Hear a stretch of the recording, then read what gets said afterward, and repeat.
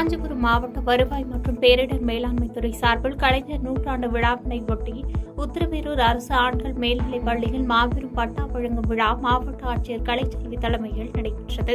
இதில் நாடாளுமன்ற உறுப்பினர் செல்வம், சட்டமன்ற உறுப்பினர் சுந்தர் உள்ளிட்டோர் முன்னிலை வகித்து சிறப்புரையாற்றினர். ரூபாய் 18,71,76,382 ரூபாய் மதிப்பிலான 2,249 நபர்களுக்கு பட்டாக்களை வழங்கி விழா பேருரையாற்றிய தமிழக சிறு குறு மற்றும் தொழில் நிறுவனங்கள் துறை அமைச்சர் அன்பரசன், ஊரக வளர்ச்சித்துறை சார்பில் கால்நடை மருந்தகம், அங்கன்வாடி மையம், வருவாய் ஆய்வாளர் குடியிருப்பு ஆகியவை ரூபாய் 1.96 கோடி மதிப்பு கட்டப்பட்ட கட்டிடங்களையும் திறந்து வைத்தார்.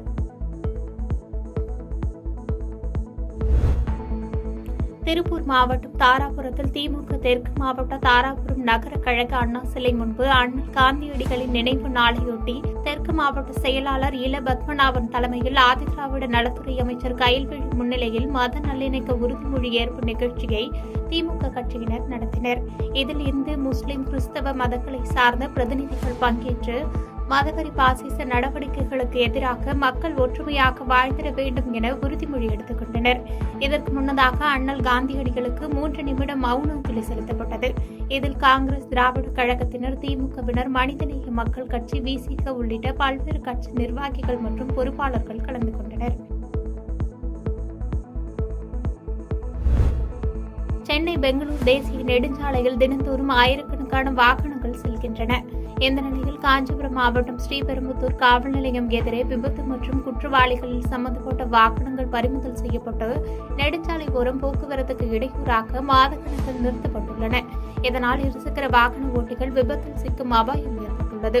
மேலும் காலை மற்றும் மாலை நேரங்களில் தொழிற்சாலை வாகனங்கள், பள்ளி கல்லூரி வாகனங்கள் போக்குவரத்து நெரிசலில் சிக்கி மக்கள் கடும் அவதியடைந்து வருகின்றனர். எனவே சாலையை ஆக்கிரமித்து நிறுத்தப்பட்டுள்ள வாகனங்களை அப்புறப்படுத்த காவல்துறை அதிகாரிகள் நடவடிக்கை எடுக்க வேண்டும் என வாகன ஓட்டிகள் வலியுறுத்துகின்றனர்.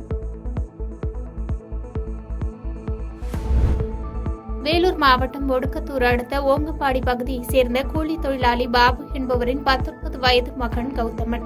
இவருக்கும் புலிமேடு கிராமத்தைச் சேர்ந்த 35 வயதான கார்த்திக் என்பவருக்கும் கடந்த ஒரு மாதத்திற்கு முன்பாக குடிபோதையில் வாய் தகராறு ஏற்பட்டதாக கூறப்படுகிறது.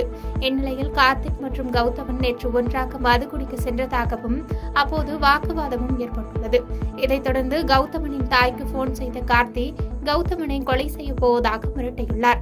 இதனால் அதிர்ச்சியடைந்த அவரது உறவினர்கள் சம்பவ இடத்திற்கு சென்று பார்த்தபோது கௌதமன் படுகாயங்களுடன் சடலமாக கிடந்துள்ளார். தகவல் அறிந்து வந்த வேப்பங்குப்பம் காவல்துறையினர் கௌதமன் உடலை மீட்டு பிரேத பரிசோதனைக்காக அனுப்பி வைத்து கொலை செய்த கார்த்தியை பிடித்து விசாரணை மேற்கொண்டு வருகின்றனர்.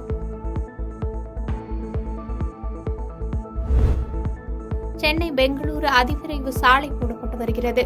முதற்கட்டமாக பிரதான கிராமப்புற கடக்கும் பாதைகளில் உயர்மட்ட பாலம் மற்றும் ஏரி நடுவே உயர்மட்ட பாலம் கட்டும் பணி நடைபெற்று வருகிறது. அந்த வகையில் காஞ்சிபுரம் அரக்கோணம் மின்சார ரயில் கடக்கும் பாதை மற்றும் காஞ்சிபுரம் அரக்கோணம் 4 வழி சாலை கடக்கும் பாதைக்கு உயர்மட்ட பால பணி நடந்து வருகிறது. இந்த பணிக்கு கோவிந்தவாடி ஏரிக்கரை சேதப்படுத்தப்பட்டுள்ளதாக வேதனை தெரிவிக்கும் விவசாயிகள் சேதப்படுத்தி இருக்கும் ஏரிக்கரையை முறையாக சீரமைக்க வேண்டும் என கோரிக்கை விடுத்துள்ளனர்.